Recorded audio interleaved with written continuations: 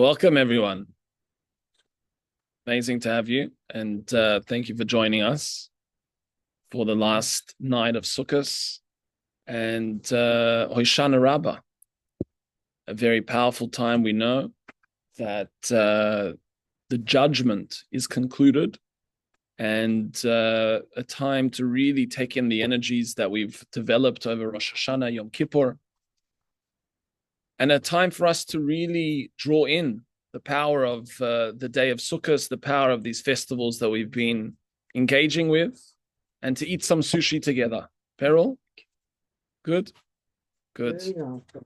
Now, the question I want to explore together with you is the question of Gog uMagog. We know a lot of things are happening in the world, a lot of aspects transpiring that are of an unbelievably powerful effect. And it is for no random reason that it is happening on the day that we find ourselves in. And we're going to discover a few insights, a few sources, a few revelations, please God, together, that will give us an understanding of what Gog uMagog is, who Gog uMagog is. So, off the immediacy of this concept, who has heard of Gog uMagog? Beryl, you've heard of it together with Michael. Can you tell us a little bit? Your Gog and she's Magog. She's your Magog. Very good. Gog came down to come and attack the... Okay, Gog came to attack. And, it says actually that Gog uMagog, we'll see, doesn't only exist in a geographical space. We're going to see it exist in the home. So I like that reference. Anyone else heard of Gog uMagog? What's Gog uMagog? Weren't they kings? Okay, two different kings that battled against one another. Come inside, Yoda. The war of thought. The war on thoughts is the battle of Gog uMagog. Wow, that's we're going to have to ask Eitan. Maybe you'll come and sit here and give us some further insights into this war. But classically, the idea of Gog uMagog is referred to as World War III. It's referred to as the final war. And what is this war about? Many individuals try to pinpoint which nationality is it. Is it Persia? Is it Iran, which is Persia? Is it America? Is it Korea? Okay, we've had some insight into potentially South or North Korea. North, okay, North Korea. So a lot of confusion as to which nationality it is. But let's try and explore together a few aspects, a few revelations about this concept of Gog uMagog. And before we go into the sources, I'm going to read to you a few sources just from Ezekiel, which makes reference to Gog uMagog, and it's really the time that we see a revelation of Gog uMagog. And when I was reading these sources, I've picked them out primarily because of their relevance to the time frame that we're experiencing now with the hostages being released, please God. Listen to these verses from Ezekiel. You will say, and this is a reference to Gog uMagog. Just by the way, Gog uMagog are not two different kings. Gog is a reference to the king, and Magog is actually his kingdom. So Gog uMagog is really one aspect. It's not Gog waging war against Magog, but it's one energy force, one king in his kingdom. Now listen to what it says. It says, you will say, I will invade a land of open towns. I will fall upon a tranquil people living secure. All of them living in unwalled towns and lacking bars and gates.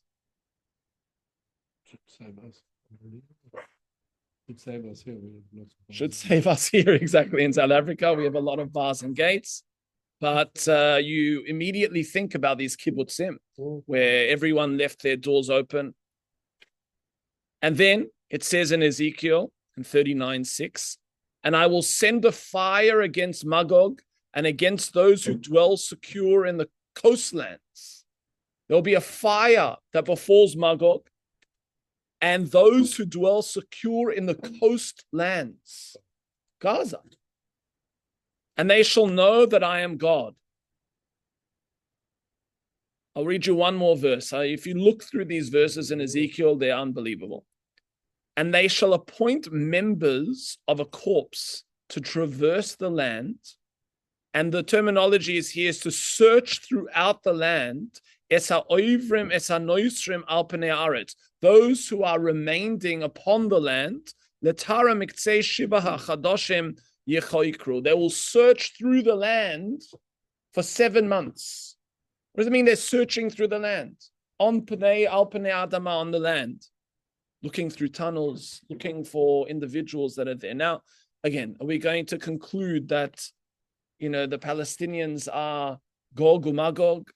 Very hard to come to such conclusions, but I bring these verses with reference to an understanding that the times that we're living in are central to this entire story of the Jewish people and to what we're about to learn about.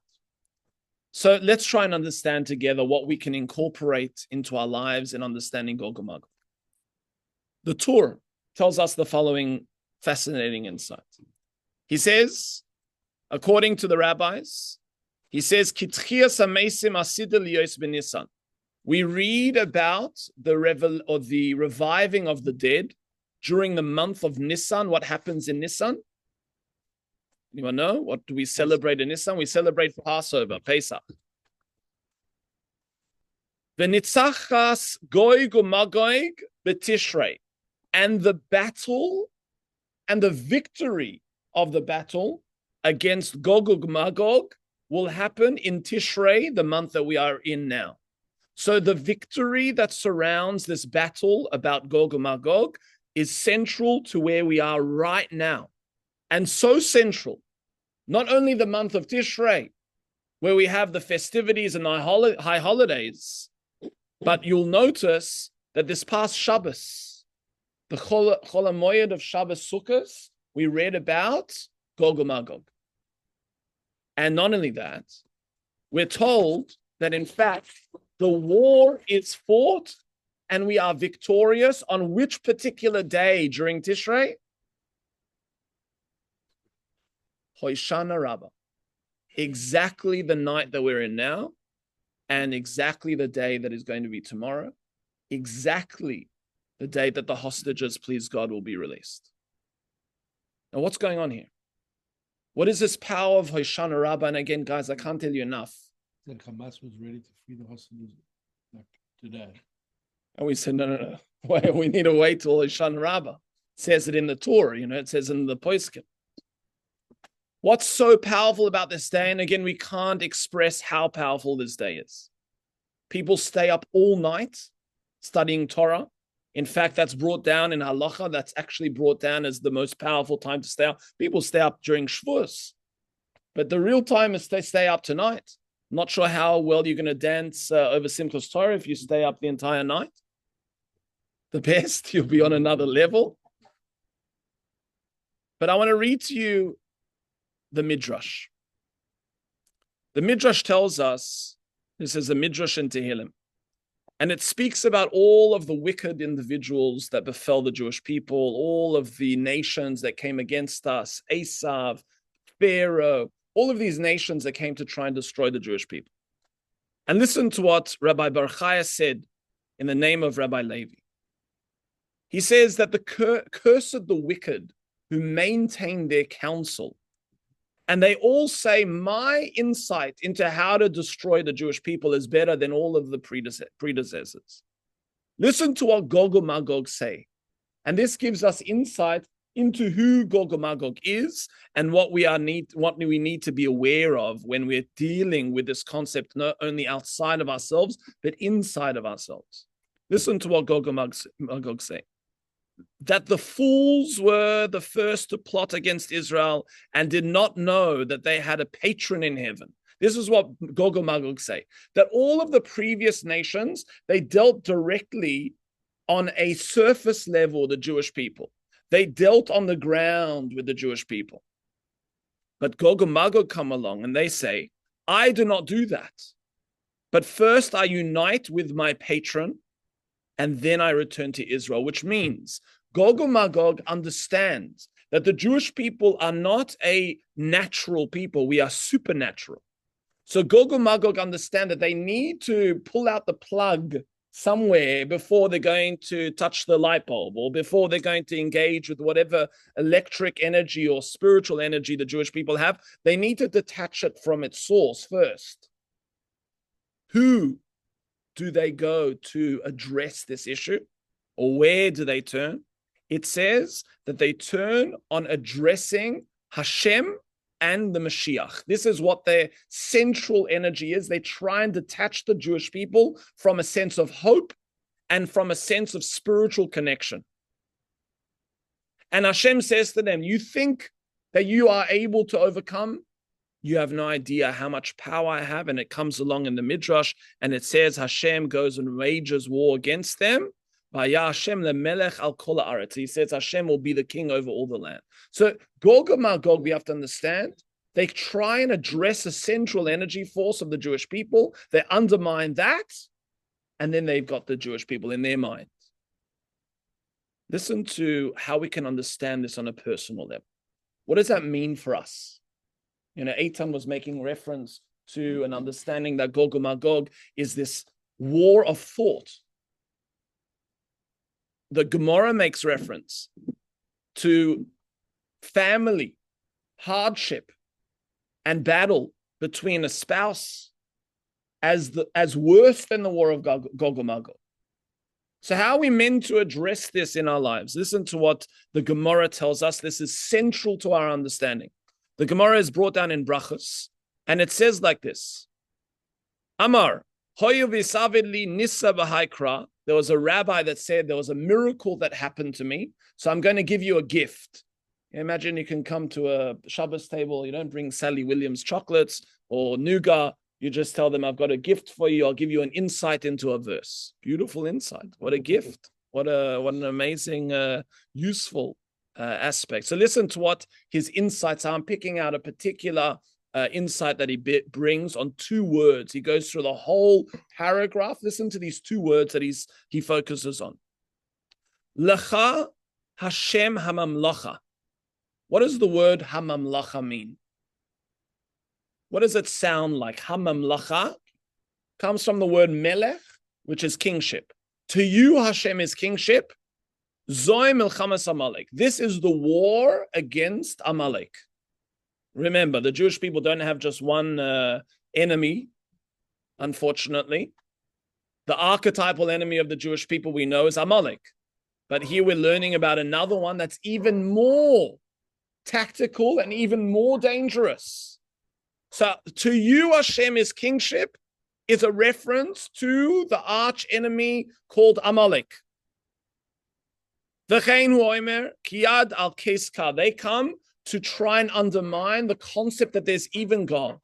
That's what Amalek comes to do. Their central focus is to undermine that there's even a creator, that there's even anything bigger than just the immediacy of what we see in front of us. That there's a concept of God they come to undermine. Now listen to this next verse. The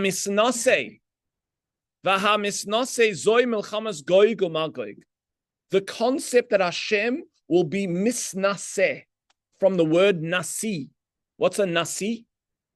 It means a prince. It's a form of reigning. Now remember, a king can come along.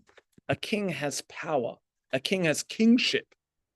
But he doesn't have the love of the people, necessarily. The ha-misnaseh is a reference to a kingship of love, where the people have, sorry, you can jump into the pool if you like. If it's, I'm sure that will spark our interests. The ha-misnaseh is a reference to a kingship of love. And he says, whose job is this. Zeh milchamas Gog uMagog. This is the war of Gog uMagog. They come along to try and destroy something called misnaseh. Misnaseh, we're going to discover what that means and how you tap into that. But what the rabbis bring down is a reference to our experience of love. So there's one recognition that we know God exists. And I'm assuming by virtue of everyone being here tonight, apart from advertising the tequila and the sushi, which there is still some tequila if anyone wants. Latecomers, anyone wants tequila and sushi here, Jesse, you could just have a slug from the bottle here. Pass it around to them. There's cups here. But the idea of believing in God is one energy force. But the next question we need to ask ourselves is, do we love Hashem? Do you love God? Do you experience love for God? What does that look like? So now let's try to understand what love for God looks like. Listen to this Gemara in Shabbos, which is going to reveal the etymology behind the word or the name of Gog. This is a pretty crazy name. Imagine you name someone Gog. It's not a kind name to call someone Gog. Be very much disparaged in school. No, my name's Gog. You're okay with the name? Oh, Gogo, yeah, Gogo. Okay, I understand a Gogo, but a Gog. All right, so sounds like Bob, or Gog. Bob's your uncle. So let's see what the Gemara in Shabbos tells us. Listen to this Gemara. The Gemara tells us that there were such revelations brought that they never heard such insights before. Listen to what the Gemara tells us. Amar lei Rabbanan, the Rabbi Yeshua ben Levi, the rabbi said to Rabbi Yeshua ben Levi, Asu dardake ha'idna lebei midrasha. There were young students, young children that came to the Beit Midrash. And they said things that even during the time of Joshua ben Nun, things of this nature and this depth were never exposed or revealed. What did they say? You ready for this, guys? They said, Aleph, base.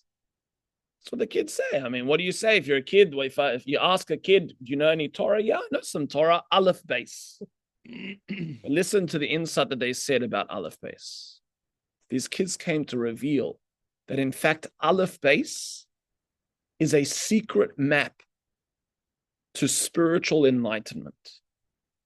We're not going to go through the Aleph base. There'll be another shiur. In fact, every letter we could just examine and understand on its own. But Aleph comes from the word, this is what they reveal. Aleph base is Aleph Bina. Aleph Bina, the first step in any spiritual growth, any spiritual connection, is Aleph. What's the word or the understanding of Aleph mean? Anyone know? Aloof. Aloof means is aloof. Yeah, it's someone that is detached. You know what the word Aleph means? Aleph means to learn. Aleph means to learn. That's our name. It's Aramaic, right? They revealed the Aramaic insight into the Hebrew. Aleph, Bina, is understanding. So Aleph base, the first step to anything, Aleph base is to learn, to study, to engage with learning like we're doing tonight. And what a powerful night to do it on. But they come to reveal the next ones. What's the next letters? Uziel, do you know? Yes, it's here. That's true. But I'm just saying in the Hebrew alphabet. What's the next letters? Gimel Dalet. Gimel Dalet. Gimel Dalet, they say, stands for Goimel Dalim. Goimel means to give over, and Dalim means to those who are poor and empty. Okay? Goimel Dalim. That's Gimel Dalet. Now listen to this. This is what is revealed to us. A lot of these insights come from Rav Moshe Shapiro. And he says to us the following insight. The word Gog, obviously the central letters there are Gimel. Who else has a very similar name to Gog? Just a slight deviation from the lettering. Og, yeah, okay, I hear. Og was a giant. Ah, very nice, Daniel. David, you take the letter Gimel, you plus it by 1, and you come to the next letter, and you got a Dalid. So imagine instead of Gog, you now have a Dalid Vav Dalid that spells David. So you have Gog and you have David. And listen to the revelation here. Ramosha Shapira explains and reveals that you know what the deliberate energy of Gog is? It's all about being a goimel. You know what a goimel is? A goimel is the giver. Now, obviously, we understand giving is an unbelievably powerful force, spiritual force, to be a person that gives tzedakah, and to be a person that's manifesting, to be a person that's creating, and to be a person that's causing things to happen that are positive in life is a very important energy. You know what the danger is? They see themselves as the source of all. They see themselves as the force that is creating in this world, and that's how they see themselves. While David saw himself as dalim. He saw himself as empty. He saw himself as a vessel for whatever was happening in this world, for Hashem to flow through. But he himself wasn't something that was retaining anything back. He was able to see himself and let himself go entirely for God. David is Daled, that is the concept of dalim, poor, empty. We often don't associate that with a very positive energy. Imagine you say to someone, you know what the message is? Make yourself poor and empty. Would you be inspired by that? What we're seeing here is, in fact, this is the central concept of David versus Gog. We are all, please God, successful individuals. We are all manifesting in some way in this world. That was David. And so is David. I mean, one of the most unbelievably successful individuals. He had first king to really build a memshala, to build a space in Israel, to orchestrate the building of the temple, to wage wars. If there was anyone that was the most powerful individual in history, I mean, we can have discussions about it, Daniel, about King David, but still one would have an understanding of King David as the real Gimel. But no, King David saw himself as empty. Now, why is this such a powerful thing? So you'll see these concepts. We sing about these concepts during Hallel. One of the songs that we sing is Mikimi Me'afal Dal. You heard that song during Hallel? Mikimi, Mikimi, Mikimi, Mikimi, Mikimi, Mikimi Me'afal Dal. So it's essentially saying, take me out from the dust of poverty, meaning I'm there, but Hashem, I need you. I need you, Hashem. That is the energy of dal. Dal comes, maybe that's where the etymology of the word dal comes from, but the word dal is empty or poverty struck, coming from the letter dalad. King David comes even further to say, Va'ani tfilah. He calls himself tfilah. I am prayer. I mean, think the guy's nuts. Imagine someone's walking around saying, I am prayer. I am prayer. No, tafel was with the test.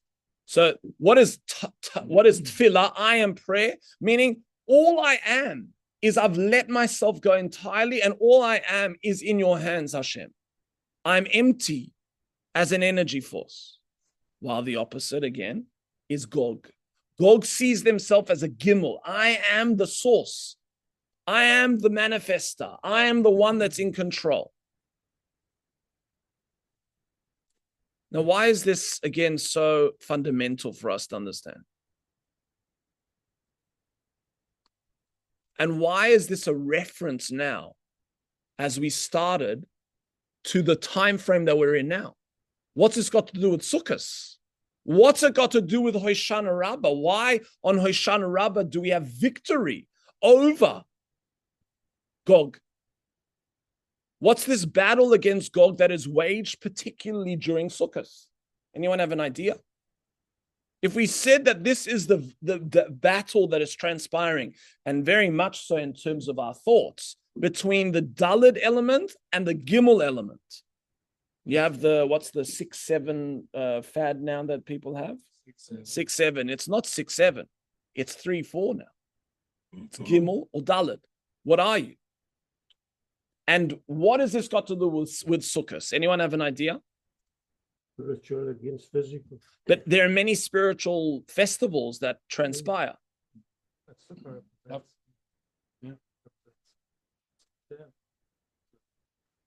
At the height of our success, Chag HaSiv. I feel like it's very internal. Like uMagog is like the Erev Rav within our own soul.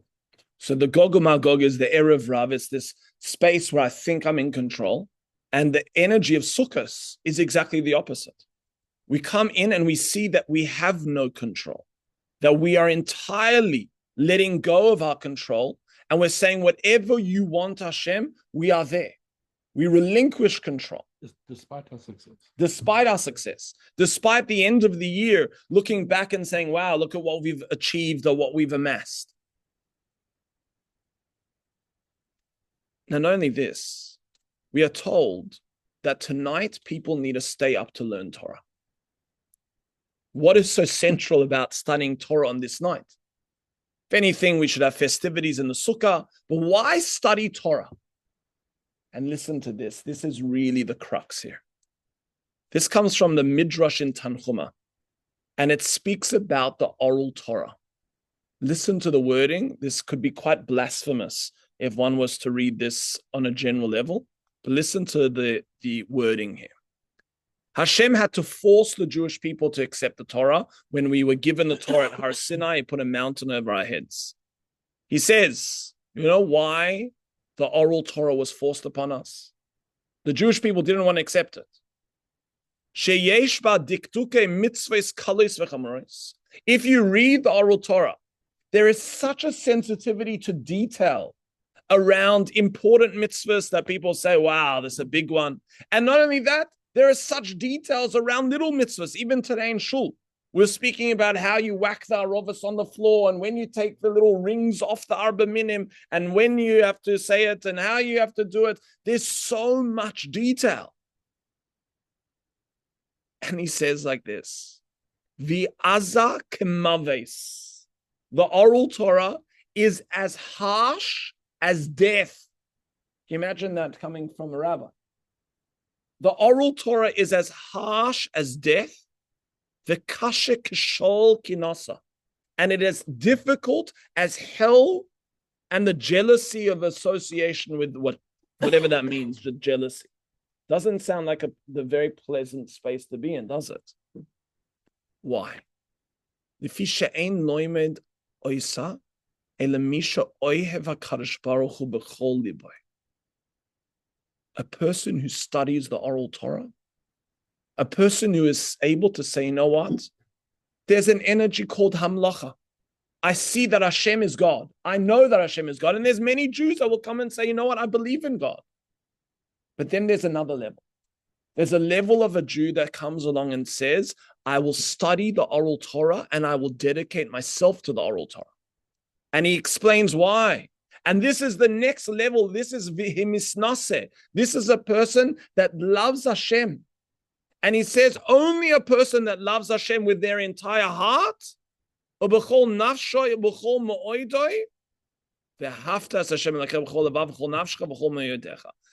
a person that has love would dedicate themselves to the oral Torah. A person that doesn't love God, a person that just has fear, to go into all the details. Are you going to do it? So difficult to do. Only a person that has love is going to say, Hashem, you want me to go out and sleep in the sukkah? You want me to eat every meal that's of bread or a substantial meal in a sukkah? I don't feel like it. I feel very comfortable in my house. I feel very comfortable with the windows closed and the bugs not all around me. But a person that is able to say, Hashem, you've commanded me to do this and I will do it, is a revelation of love. They're coming to say, Hashem, I love you so much. I'm willing to let go of all of the things I'm holding on to and to observe the details found in this Torah. Now listen to the Gemara in Avodah Zarah. The Gemara in Avodah Zarah tells us that in the future, the non-Jews, when Mashiach comes and there's a revelation of God in the world, the non-Jews will turn to God and they will say, it's not fair. It's not fair that you gave the mitzvot to the Jewish people, you gave the Torah to the Jewish people. And the Gemara tells us, Hashem says, okay, fine. I've got a very easy and light mitzvah for you. Anyone know what mitzvah it is? The Gemara tells us Sukkah. You said Shabbos. Shabbos is, yeah, also very nice, easy mitzvah. Got to stop working and very easy. But it's nice. It's nice to know, Tom. It's good and easy for you. So the Gemara tells us, I have an easy mitzvah to fulfill, and its name is Sukkah. Go and perform it. Okay. So immediately the Gemara tells us, each and every Gentile takes material. They go out and they construct a sukkah on top of their roof. Maybe not in Cape Town with all the wind, but in Israel on top of the roof. And it says, the Holy One, Hashem, will set upon them heat, a makdir, of the sun of the season of Tammuz. He brings out the sun, and it starts to penetrate, and it starts to be unbelievably hot. And it says that every single one of them leave. And what do they do on their way out? They kick it. They kick the sukkah. What's going on here? What is this kicking? Or Rav Moshe Shapiro reveals is this. I was thinking the other night, I was sleeping in the sukkah and a mosquito came. And I started saying, listen, Hashem, you know what? You want me to fulfill your mitzvah. I've come outside, I've fulfilled your mitzvah, I'm sleeping in the sukkah. Why do you have to send me a mosquito? There's so many other people out there that you can send a mosquito. You have to send it to me. And I started to feel, gosh, and then it started to rain. The Baruch Hashem, this year was much better, beautiful, Baruch Hashem. Been a very, very nice weather in Cape Town. But sometimes the rain comes and you think to yourself, Hashem, why are you making my life so difficult? Trying to fulfill your mitzvah. And a person can come with a sense of resentment. And what we learn from this is a person that's in love with Hashem, is a person that says, anything you want me to do, anytime, even if it's uncomfortable, I'm going to do it. Because what it causes me to be is a person that is a vessel that has let myself go. A person that's in Gimel mode, in the giving mode, in the manifesting mode. It needs to suit them. If the mitzvah suits them, then I'll do it. No game showing, no particular festivity, no engagement that I have to engage with. Okay, maybe I'll do a Friday night at home. Nothing that's going to make me feel untoward, nothing that's going to make me feel uncomfortable in the mitzvah. Okay, then it's a line, then I'll do it.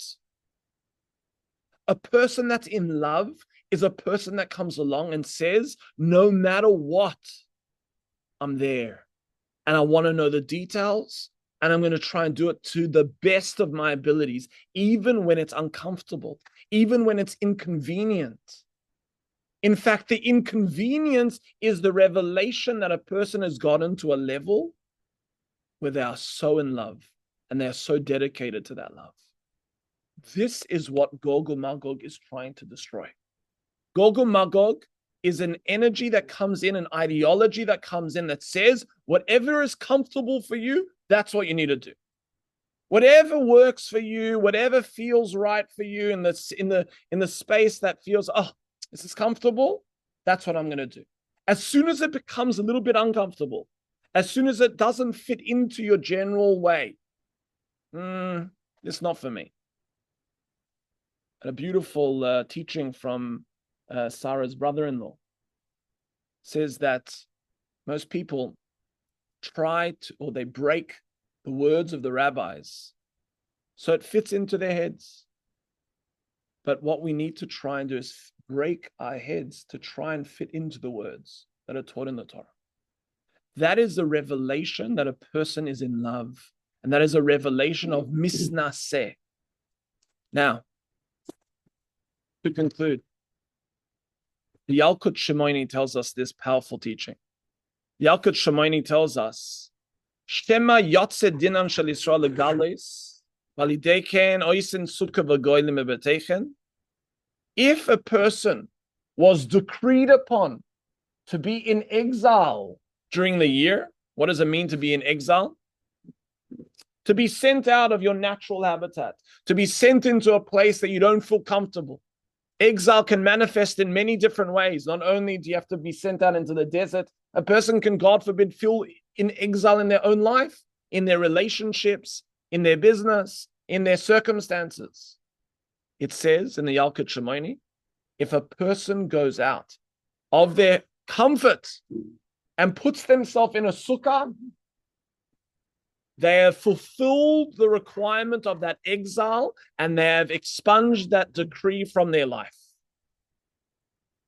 Can you imagine the power of just coming out to sit in the sukkah? What is going on there? What is going on is that the world that we live in is there as a constant reminder. Are we getting too comfortable in ourselves that we think that we are the source and that we are the only entity in existence? And what Hashem is saying to us is there's a bigger part of you. That bigger part of you is called the Daled. That Daled allows you to develop into an understanding that you are completely dissolved and in love with Hashem. And the Gemara in Rosh Hashanah tells us, what is the judgment of Sukkot? Anyone know what we are judged for on Sukkot? Water. The Gemara tells us in Rosh Hashanah, Arba Prokim Ha'olam Nidon, the world is judged at 4 different times. On Pesach, we're judged for produce. On Atzeres, we're judged for all the fruits. And on Rosh Hashanah, we are judged for life. And it says, Ubachag, on Sukkot, we are judged for water. What is water? Does it mean we're judged for water? The power of water. Oh, Torah. Water is Torah. And water comes from the heavens and it's able to penetrate the earth. And from that penetration into the earth, something sprouts out. When a person opens themselves to the words of Torah, if their land is arid and it's harsh and it's solid, the water's not going to seep in and nothing can grow. A person that is open, a person that is in love, a person that has humbled themselves to get to the level of a dalid, they're dalim, they're a vessel, they're waiting. That's a person that allows that spiritual wisdom to flow into their life. Now, if you look at the word Gog, there's 2 letters in there, 2 main letters, which are Gimel, Gimel. What does Gimel, Gimel smell? Gog, a roof. The job of Gog is to come and create a roof for that rain to fall into our lives. And the judgment that we are receiving, the Gog, Gog is coming there to prevent that rain. They're coming in to say, you know what? We believe in God. That's a big step already to get to. But God, you do you, I do me. Maybe we'll rendezvous here and there. But when it comes to my life, I live it the way I want. We'll see what we can integrate. We'll see where it suits me. And what Hashem is saying is, you got it wrong. The opportunity for every single one of us is to have the flow of this rain into our lives, to enter into a level where we have developed an understanding of love. And in that understanding, a person enters into the highest realm of existence, where they've become dissolved to Hashem itself. And this is the revelation of the judgment of Hoshana Rabbah. We are being judged for rain. Rain is the spiritual energy, and rain is that which is falling upon us. So please God, my friends, this is the understanding I wanted to share with you from Moshe Shapiro of Gog uMagog. Please God, we should dissolve our gagim, our roofs that are stopping the rain from coming into our lives. And understand that a person who lives in the way of Gog, as we started off with the verses speaking about the very, very unique details that the Nevi'im, the prophets, are bringing about the captives and about what's happening in Gaza right now, very much in reference to Gog uMagog. It's also a reference to ourselves, that we come in there with guns blazing. We come in there and we think we're going to make it happen and we're going to be that gimel, we're going to be the manifester. But life comes to remind us that's not the way to live. If a person thinks they're in control and if a person thinks that I'm going to be anything other than just a vessel and just there to be in love with Hashem and to literally let myself go for the reins of Hashem to come in, what happens in the end of time is Gog is destroyed. And same too in our lives, we are constantly reminded, anytime we think we're in charge or in control, we get reminded that we're not.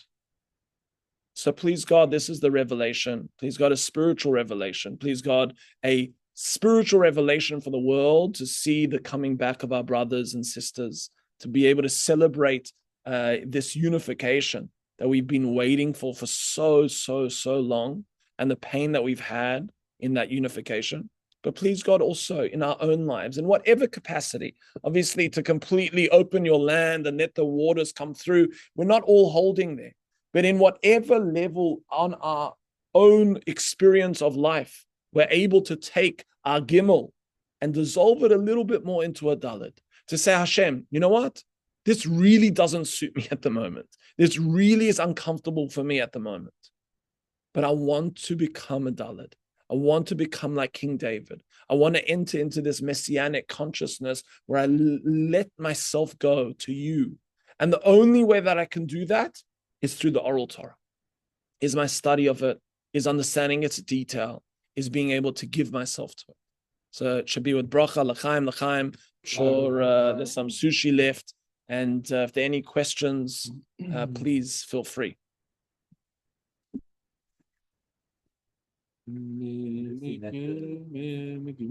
We'll sing one song.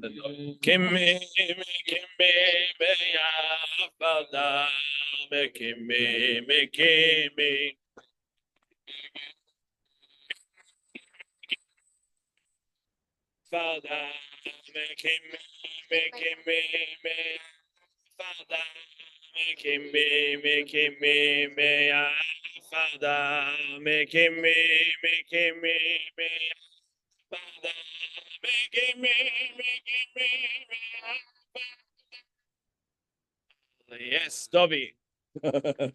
Sorry, you want to take a picture? Dov.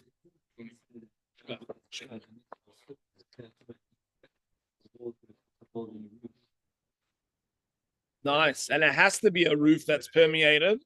That has to allow the rain to come through. Beautiful insight, though. Exactly. Very, very nice. Thank you. The schach, by definition, if it doesn't allow the water. Does allow, but Okay, thank you.